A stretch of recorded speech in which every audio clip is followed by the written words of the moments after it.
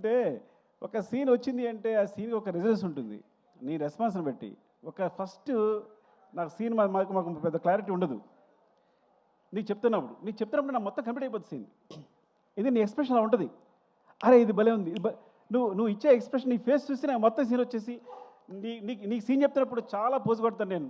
ఇలా ఇలా ఇలా నన్ను ఒక అద్భుతంగా ట్రీట్ చేస్తాను. ఎప్పుడు నువ్వు కేవలం నువ్వు నాకు అద్భుతం ట్రీట్ చేయడం వల్లే నీకు no I'm sorry for energy. I'm so confident. నేను ఒక సినిమా చేయాలనుకున్నప్పుడు ఫస్ట్ దగ్గరికి వెళ్ళింది ఎందుకు వెళ్ళింది తెలుసా నీకు? పుష్ప అని దగ్గరికి ఎందుకు వచ్చాను అంటే నేను ఈ ప్రపంచంలో నేను ఒక అద్భుతం, వీడు గొప్ప క్రియేటరు, వీడు కళ్ళు మూసుకుంటే సీన్ చెప్పేయగలడు, ఏదైనా రాయగలడు అని ఈ ప్రపంచంలో ఎవరు నమ్ముతారో ఆలోచించాను. ఉన్నాడు ఒకడు, డైరెక్ట్గా దగ్గరికి వచ్చాను. నువ్వు నమ్ముతావా? బికాజ్ ఫ్రాంక్గా ఎవరు తప్పు లేదు, అందరూ ఏదో అనుకుంటారు కానీ ఎవరు తప్పు లేదు. కానీ నా దగ్గర సరిగా కదలేదు ఆ టైంకి. హట్టు నేను చెప్తే ఒకళ్ళు నమ్మాలి వీడు చేయగలడని. సో చెప్తే చేద్దామన్నావు. దిస్ లైక్ బిలీవ్ మీ అంతే.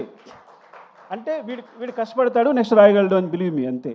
అలాగే ప్రతి సీను కొంచెం కొంచెం ఉన్నది నీ దగ్గరికి వచ్చేసరికి ఇలా అయిపోద్ది.